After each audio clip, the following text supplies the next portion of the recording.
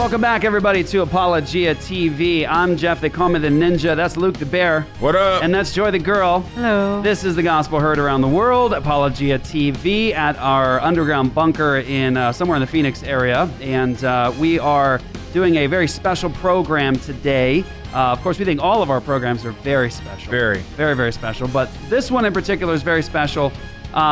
We had an opportunity a couple of months ago to go have dinner with Doug Wilson, one of our heroes of the faith, someone we love and really respect a lot. We were at dinner at his house, and we got a chance to sit with Nate Wilson, Right. his son, and got to hear all about this particular project. And so we have known about this for a little while, and we've known about all that's going into this and the potential for this.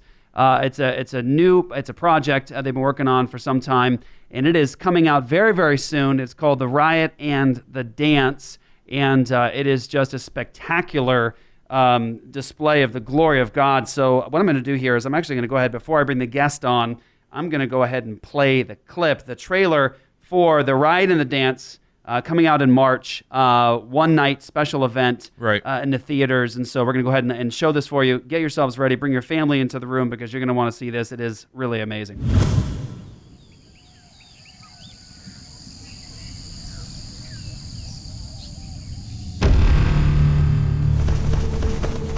The Word of God is not just in black and red letters on onion skin pages.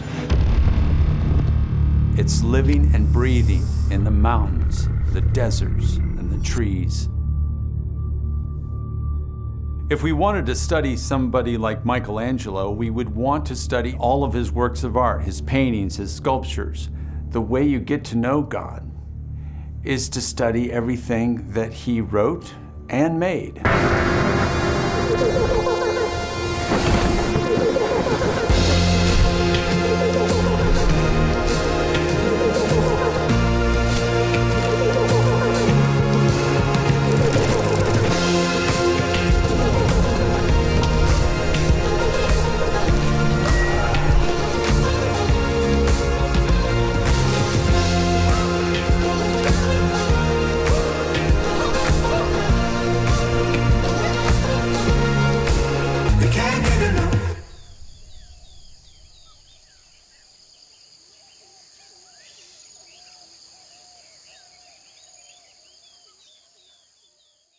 All right, so there it was, The Riot and the Dance. I love the title of the movie. I love the movie concept. I love everything about it. And so our special guest today is Gordon Wilson. Welcome, Gordon, to Apologia TV. Thank you, Jeff. It's great to be here. Absolutely. It's a pleasure, and we are excited. So we want first, of course, to introduce our audience to you.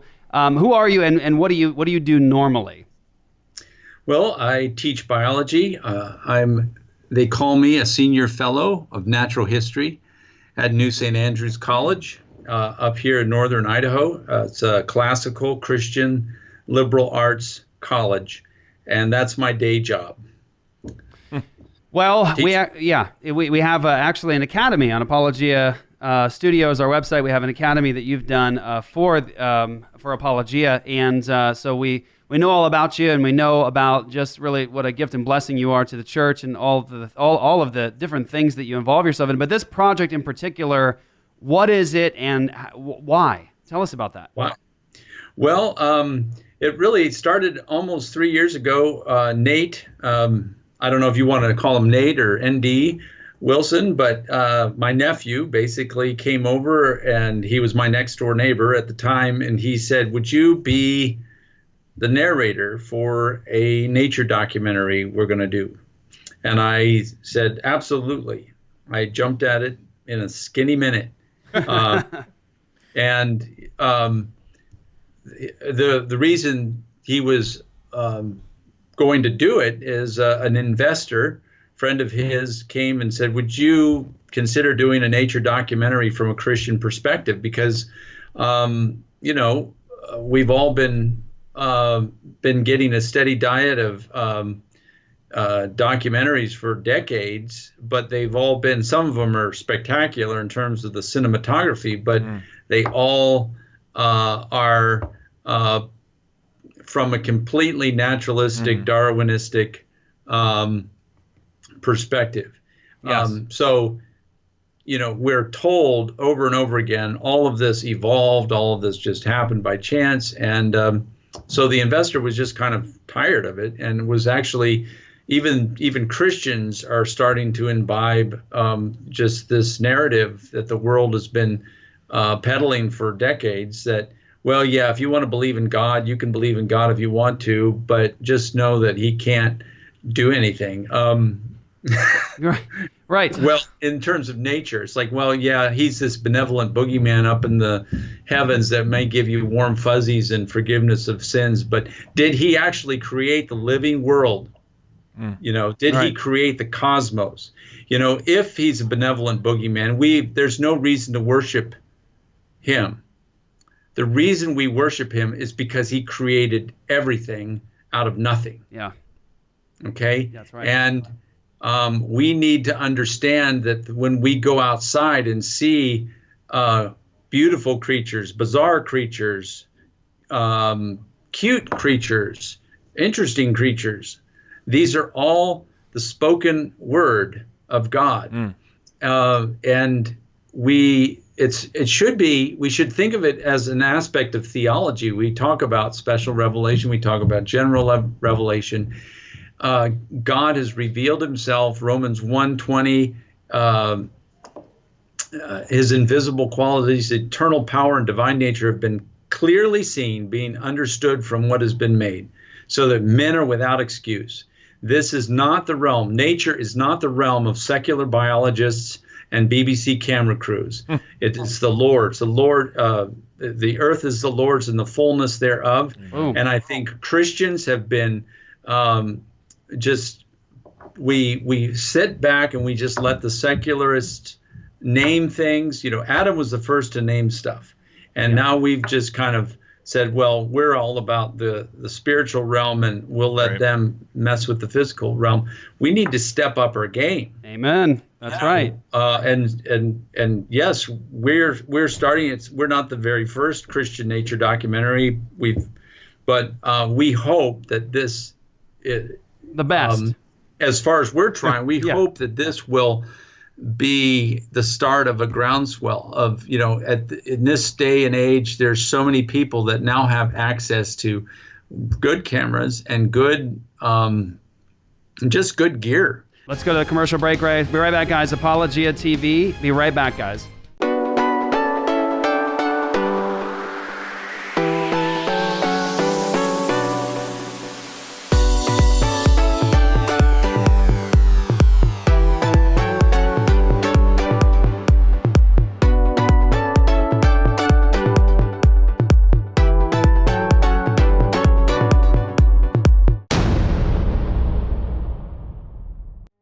Hi, this is Mortimer with Apologia Radio.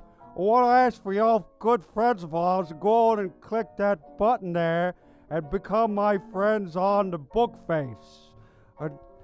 Facebook /Apologia Radio. Become my friend on YouTube. That there twerker. The twerker, I want to talk to you on the twerking. And send me out a twerk. What? Wait, what? Twitter. Apologia Radio on Twitter. And also want to tell you we talk about apologetics and theology, and we do a lot of swing dancing, and we make a delicious chicken gravy. ApologiaRadio.com.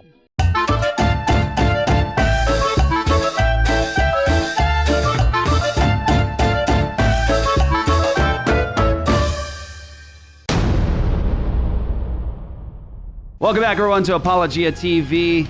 Luke the Bear, Joy the Girl, and myself talking with Gordon Wilson today about the new film coming soon, very, very soon, and you need to see it. Yes. It is called The Riot and the Dance. We're going to talk about how you guys can get to be a part of this project, but we just finished that last segment there, and Gordon, you were talking specifically about Christians stepping up their game and really engaging in this arena. It doesn't belong to the humanists, to the secularists, to the unbelievers. We're God's children. Bible says the meek shall inherit the earth. This world belongs to God, and he has given it to his people. All this stuff, this all belongs to Jesus. He made it all. It's all to his glory. And so I agree with you. It's really a shame that in this particular time period in the West, Christians have really abandoned so much in terms of influence and dominion, and we've really backed away from culture to such a degree that it's odd that you can have unbelieving film and television production studios and organizations that are doing the really high quality, beautifully done documentaries on nature, on the stuff that God made, and they are telling a completely different story. It's not neutral. Yes. They're not in any way neutral. I mean, they are in many ways hostile to the Christian faith, and in particular, the view of origins that they pump into those stories is completely antithetical. So I actually agree with so much of what you said there. And in particular, as a father, myself of 4 children, one of the great struggles I can think about, my kids are getting older now, but was at times where there would be a really amazing documentary on nature. I have to either decide not to watch that with my kids, or I'm constantly stopping and saying to the kids, "Now, kids, that's not true," and that's not true either. So what an amazing opportunity to do something that is cinematically brilliant, spectacular, amazing, beautiful, that's well done, and that all testifies to the glory of God and tells the true story of what's happening around us and how this stuff got here.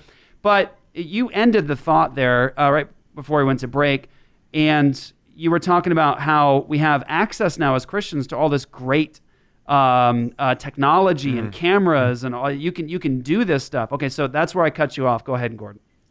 Well, yeah, I just think that we shouldn't be the only ones. Free market, and I hope that this will just start a whole groundswell of people that can get out there. We don't just have BBC, we have Nat Geo, so we can have other people, getting out this type of nature documentary from a Christian perspective where God gets the glory, and we will keep improving our product as we get better and as we, oh wow, I liked what they did. Let's do something. It's iron sharpens iron. Right.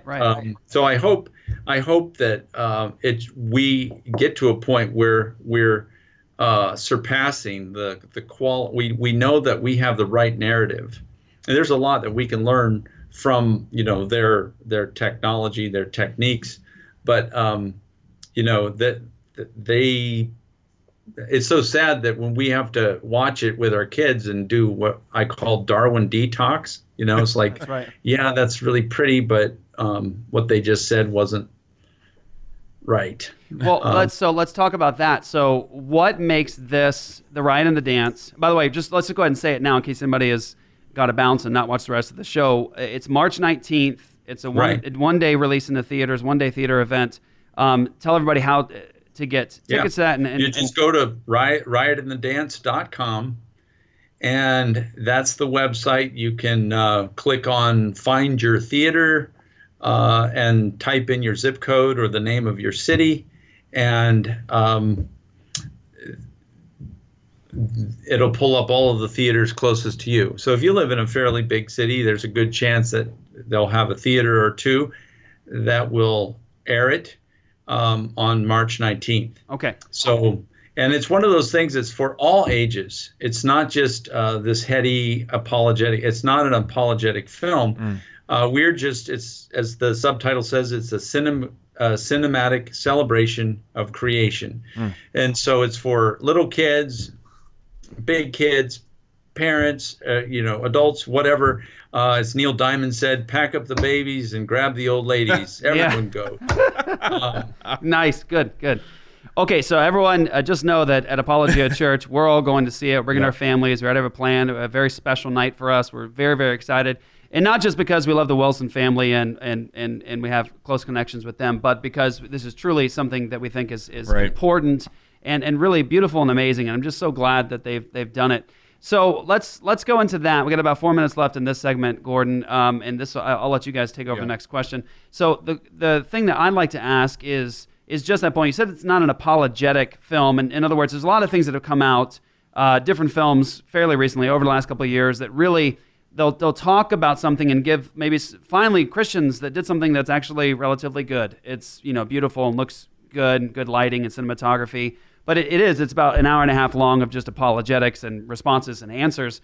But this is a little bit different. This is a cinematic celebration of God's creation. And so tell us about, like, what do we expect from this? What should we see? What are we gaining from it? How is it unique? Well, it's unique. Well, I don't know if you want me to, contrast it with what's been done before, but there, the apologetic film, which is fine, they're doing a good work. But, here, it just, the reason I brought that up is it's not just this, we're not trying to prove the existence of God. Yeah. We're assuming it, just like the BBC assumes evolution. Right. We assume there is a creator. What we're trying to do here is to just showcase God's glory in creation, because so many up to this point, for decades, we've just been hearing this naturalistic narrative, saying that it all can happen by chance, and we want God to get the glory. But we also want to not just say that over and over again. We want to look at how God is, providing for his creatures. He's writing a story. It's not just this, purposeless cosmos with all of these creatures. The secularists love it often too. They glory in the creation, but they're worshiping, in one sense, they're worshiping the creation rather than the creator. And what we want people to see is, if you like nature, if you like animals, if you like to just see what they do and how they do it, it should usher you into the glory and majesty of God. Mm-hmm. Right. And that's something that you don't see too often or at all out there. So that's our main goal. I think that when you don't give God the glory, it's blasphemy. Because they might not think they're blaspheming because they don't believe in a God to blaspheme. But when you talk about all of these amazing masterpieces, whether they're lizards or birds or mammals or insects, these are incredibly complex. But because they're common, we just take them for granted. Many of them are common. We take them for granted. We think, well, I guess if these smart biologists say they can happen by chance, they can happen by chance. But it is a flagrant insult to God to say, when you go out and look at nature, and hopefully we capture it well, it's like an art museum. But if you're doing it from a secular narrative, it's an art museum where you're not allowed to say that there are any artists. Yeah. So you're talking about all these masterpieces and how all of it came to be, and all this paint slapped up on the canvases, or this marble sculpture is just the product of wind and rain erosion on marble. Yeah. Good. That would be a really, really big insult to whoever the artist was that you're, talking about. And so, well, hang on to that thought, Gordon. I want to have you stop there 1 second. So hang on 1 second there. Going to go to a quick commercial break, come back, and just really talk about that very thing. Be right back, guys. ApologiaStudios.com is where you guys go to get more. Like and share this episode. Let everybody know. We'll see you right after this break. I want their faith to not just be something that stands, but something around which culture can be built. We want students who can think critically about arguments, but also about the culture around them, that can then speak clearly to it, and that also have the ability to influence and shape because of the power of their message. Because that's really what the gospel does. The gospel throws down all the arguments against it. It speaks to the hearts of people, it influences, and it changes.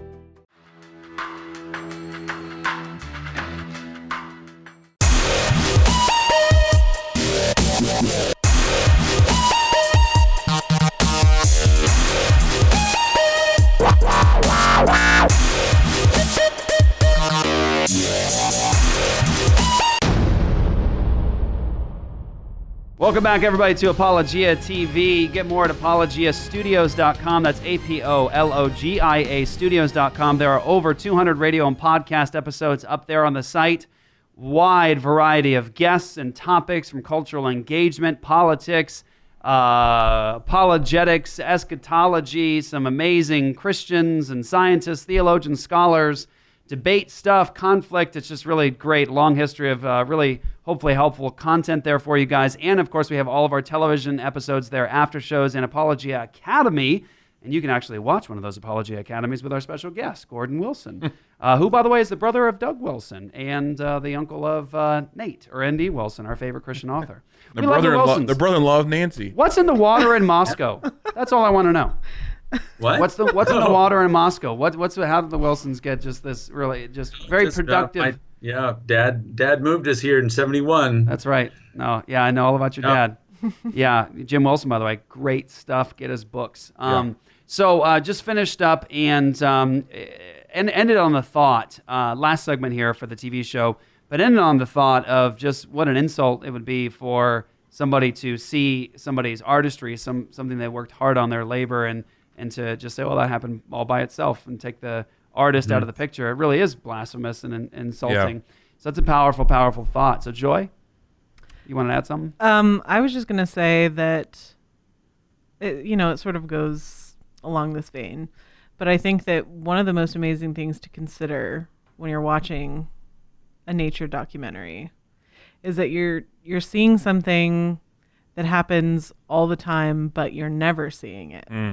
So it's just this like constant echo of God's masterpiece, his creation, and how he glorifies himself in a way that's like separate from humans. Like, we're not involved. But it's out there happening all the time. Constant. It's for his entertainment. And glory. It's one of the most amazing things to consider when you watch something like this, or if you watch something that's a secular documentary, or if you're out walking in nature.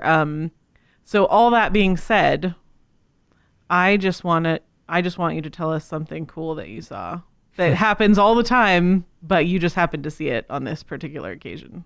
Well, oh golly, there were so many things that I saw. I am partial to reptiles and amphibians, so going down to the Arizona desert in your neck of the woods was just a dream come true. You might think, well, what about Sri Lanka? That was great too. But being in my own country and then in a state where I've just been wanting to look for reptiles, things that I'd only seen in books, and I got to meet them face to face and interact with them, catch them, look at them up close. One in particular, snake that's in the movie is a Sonoran whip snake. It's been a while since I think there's footage of that. I know I caught a coach whip as well. Both are fast, sleek, some pretty temperamental snakes. Their head looks like a sports car, and just catching them and holding them was just a delight. Now, it might, I realize, excuse me, I realize most people wouldn't share my enthusiasm. Nope. Not for snakes. I'll pray for you, Jeff. No, thank you. That's a nope rope. That's a nerd for me, Gordon. So that was just really enjoyable. Also, when I was in Sri Lanka and was handling sort of on the non-business end of the cobra in the movie, I was able to hold the last bit of tail of this 5-foot oh my goodness cobra, and of course the cobra was hooded up and looking at Dane's camera, so he was facing away from me, but it was still a thrill to just be kind of on the tail end of such a lethal animal. That's amazing. That's nuts. So those were just kind of high points for me. Part 2, we were learning how to scuba dive in Hawaii, and just being able to scuba dive under a sea turtle that was fantastic. But that's not in this part, not in this episode. I'm trying to think of. Am I answering your question? No, that's good. Yeah, that's Yeah, great. Luke has a question for you. I love it all, and I want people to see the magnificence in the mundane as well. Well, that Joy sort of stole my question. I was just going to mention how this one is part one, correct? Right. That's coming out. That's the land animals, and then there's going to be the second that's the sea animals. So Nate had told us the shark story and the story of the jaguar, which we were all enthralled with too. I was going to ask you what your favorite story was, but I think you may have already answered that. We filmed the leopard, in Sri Lanka. We were hoping there's a jaguar down in southern Arizona, but it's sort of kept secret where it hangs out. Well, let me ask you that. We got about 2 minutes left right now, so we'll finish with this one more time quickly. Website where they can go get tickets and get info. Yeah, you go to riotinthedance.com and then click on Find Your Theater and type in your zip code or the city's name, and it'll pull up all the theaters nearest to you. Perfect. March 19th. March 19th, and it's a great movie for all ages. And so just about a minute left here, and we'll finish up this episode. So this particular episode, you're already working on the next one. I'll just ask you quickly, where did you visit? Just like in a minute left. So where did you visit across the country, around the world? Northern Idaho. We did Oregon coast. We did the Sonoran Desert down in Arizona. We did Yellowstone, California coast. We did Sri Lanka. And that pretty much wraps up the locations that we filmed. Wow, it's amazing. I can't wait, guys. So this has been Gordon Wilson. Gordon, thanks for joining us today, brother. You're welcome. Excuse me. Got a frog in my throat. I assure you it's not one of the frogs. Yeah, I was going to say, it might be from all the work you've been doing traveling. All right, guys. So the Riot and the Dance, March 19th. Get tickets, guys. We can help these kind of productions, these kinds of quality productions by opening up our wallets and participating. And so I want to encourage you guys to go yourselves, let your friends know. Go and get tickets March 19th. ApologiaStudios.com is where you guys go to get more. Make sure you guys hook up with us, link up with us there. We'll catch you guys on the next episode. Go to ApologiaStudios.com, get signed up, partner with us in All Access. You get all of the radio programs, you get the TV show, you get the after show, including Apologia Academy, and you partner with us in ministry, bringing the gospel around the world.